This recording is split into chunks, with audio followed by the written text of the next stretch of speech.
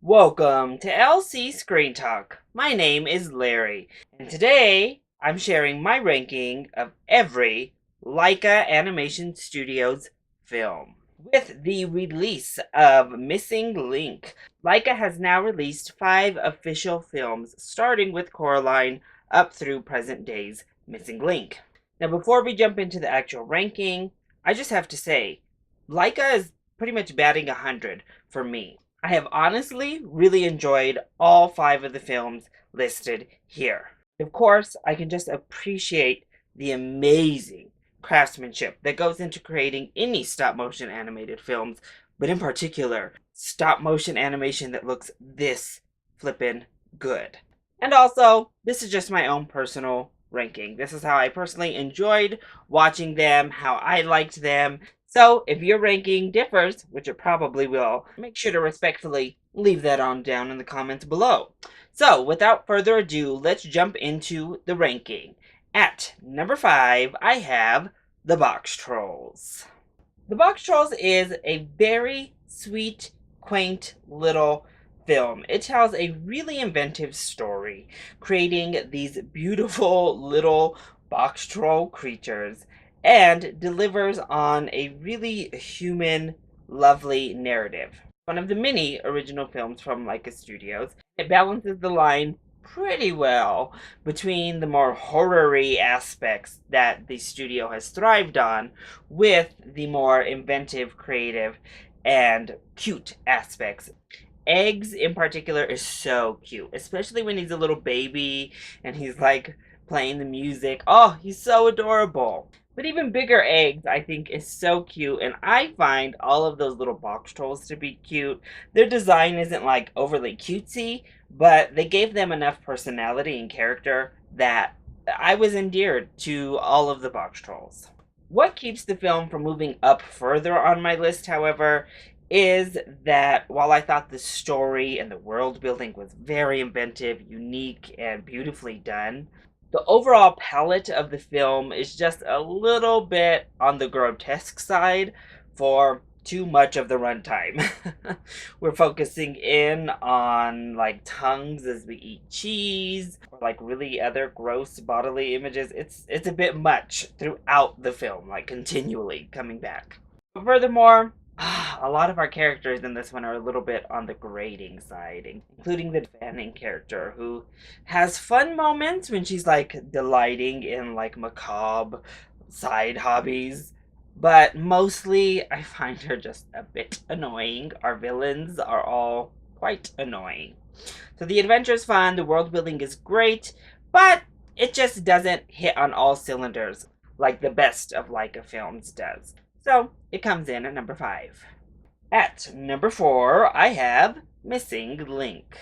The latest film from LAIKA Studios ranks in at number 4.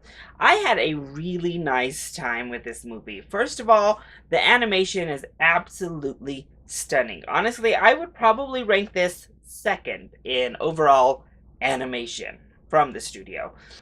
The backdrops and sceneries are just so amazing. Everything moves so beautifully and fluid. And by far, this has the most vibrant color palette of any of the LAIKA Studios films. And it really allowed the animation to just sing off the screen. Plus, I think we have some wonderful voice performances from Zoe Saldana, Zach Galifianakis, and in particular, Hugh Jackman, who kills it and gives probably one of the best vocal performances from the studio. I also found the film to be funny. I thought most all the jokes landed. It was right in my kind of wheelhouse, and I was endeared to the character of Susan, Bigfoot. I thought they really developed that character in an endearing and nice way. However, although that this one is an original story and a film that comes a little bit higher on the list, isn't, this feels like the safest LAIKA Studios film to date. We've seen these story beats before. We've seen this general narrative before. It all feels just very safe and pleasant and nice for LAIKA. So it's kind of the opposite of Boxtrolls, who did this beautiful world building and gave us this really unique, wonderful, quirky story, but visually was grotesque, Missing Link provides all the beauty in the animation and the character work. It all just looks nice, but it just feels safe. I definitely need to watch Missing Link again, but for now, it comes in at number 4. At number 3, I have Paranorman. Talk about inventive storytelling. Paranorman is great, and it all starts with this highly inventive, just stellar screenplay. What a fun, unique, wonderful idea to flip the zombie trope film on its head and make the zombies the victims and the humans the monsters. Which, looking at Boxtrolls particularly, but also Missing Link, it's a little bit of a theme here. The animation here is absolutely stunning. The way that they brought, in particular, the more spirit aspects to life was so gorgeous. I really related to Norman as a character. He's obviously the kind of weirdo, the little bit of an outsider, but I grew up raised by my grandma, and he was so close to his grandma in this film. She was kind of like his center. So I really, right off the bat, connected with Norman and found common ground there to really suck me into the story. But the film has so much heart. It's full of beautiful metaphors and wonderful messages. Obviously, I love that the dumb hot jock turns out to be gay. How fun is that for an animated film? However, Paranorman isn't able to break into the top 2 for similar reasons to the Boxtrolls, in that I found some of the imagery to be just a bit too much. In particular, the scene with the dead body is it's pushing it for me, with the tongue coming out on the face. It was too much. And it was just little moments here and there like that, little bit of design issues where I was like, oh no, okay, we can come back to cute family film just a little bit. But Paranorman is great, and that's why it sits smack dab in the middle at number 3. Coming in at the runner-up position, I have Coraline, the film that started it all, from the director of The Nightmare Before Christmas. And no, we're not talking about Tim Burton. But honestly, Henry Selick does it again, because this is another absolutely fantastic stop-motion animated film that, while especially visually resonates with The Nightmare Before Christmas, it has a style all its own. To my knowledge, this is the only one of LAIKA's 5 films that isn't an original story. It is based on a story by Neil Gaiman, but proceeds to take a lot of liberties and build upon that story to give this big, beautiful, fantastical world. And it's amazing. Like all of LAIKA's films, Coraline delivers on big messaging, and messaging in a sophisticated, slightly darker way for children to connect with. And it does it so well. This is probably LAIKA's scariest film, right there with Paranorman. But, oh, those button eyes are like, what in the world? But they're so iconic, and probably the most iconic imagery for the studio to date, because it's such an awesome character design. They really realized that concept so well. Plus, I love the neighbors. I love the circus. Of course, we love the cat, her friendship. It's all just great. And all of the progress in the film feels incredibly earned. The visuals are stunning, even outside of just the character design. The world building in this movie is really spectacular to match the great storytelling that's happening. It is wonderfully dark, a lot creepy, a little bit scary, but fully delivers on all of the heart to match. We have a child protagonist in Coraline who is brave and bratty in a way that children can relate to and connect with. I think Coraline is darn near perfect. What a fantastic film.